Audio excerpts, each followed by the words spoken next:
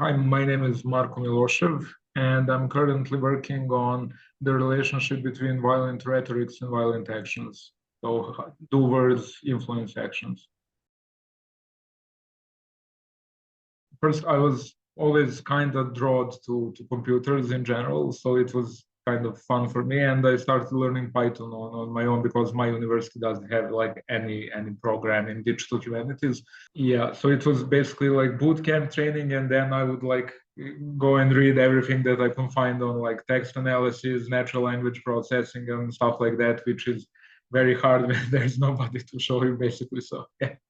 So then, by chance, I think I heard about the training school in Madrid that happened in May last year.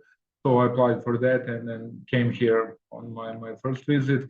And that's when I heard about the TNA fellowship. So I applied for that as well. And I'm here now for my 1 month stay in Madrid. I mean, first of all, I know that like most of, for example, historians, because of history, they have an aversion to like technology, and they seem to think that it cannot really help them. But I think they're missing out a lot because especially now with like advances in AI and everything, I think they can really utilize everything that AI has to offer. So I would say like because we deal with really a lot of like written text that are being digitalized now.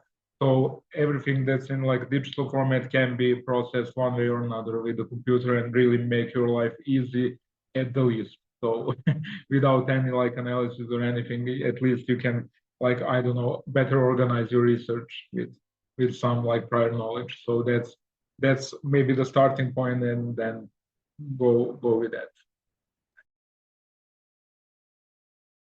So I came here like with a very basic program to basically sift through text.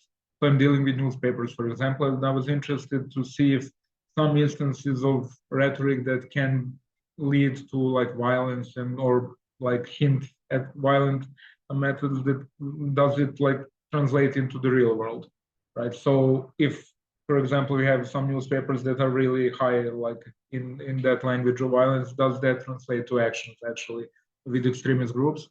So I came here like with very basic like code done in like Python with space and stuff like that. It was basically rule-based like text analysis code, and then we started from there.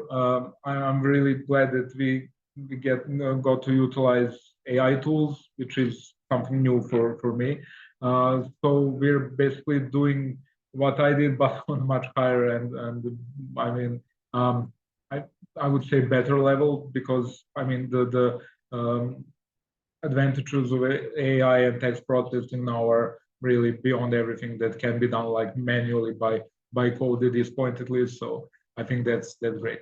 So now we're using Mistral, which, as far as I know, is right below ChatGPT GPT-4. So it's pretty good, and it's interesting because, for example, the language in the text is quite old because I'm dealing with like 100-year-old newspaper text. So it's interesting to see how like the AI sees instances of violence now, like compared to my own understanding of a historian. But it also can give you some like interesting insights and also point to some like I don't know aspects of language use that are not really like that can be perceived when you read it. So it's really interesting. It has its own like output and kind of influences you a little, but in a good way. So that's great. Well, because I met Professor Munoz earlier, and I know that he's more technical.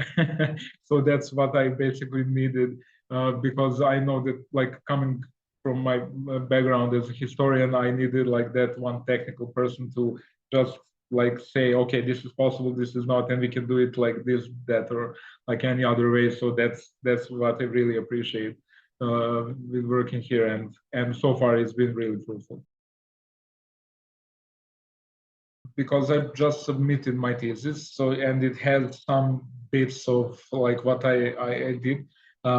so I'm really hoping to expand on that, because I think there's really a potential in like analyzing potentially violent rhetorics, especially now with everything that's going on with the world. I think it has a wider implications. So, for example, I mean, when I started this project, I was really like expecting to read newspapers and they would say like, oh yeah, we will go and like beat them all, you know, or kill them. So it's not like that, and nobody uses like that overt language. So it's interesting to see what they like actually did to mask their own intentions, especially regarding censorship and stuff like that. And I realized that we're basically dealing with that today as well. So that, for example, the radical right also uses some language constructions that are really hard to spot, like for a machine. And I'm really trying to focus on that, but in a historical setting. No, and I hope it will be a fruitful investigation going further.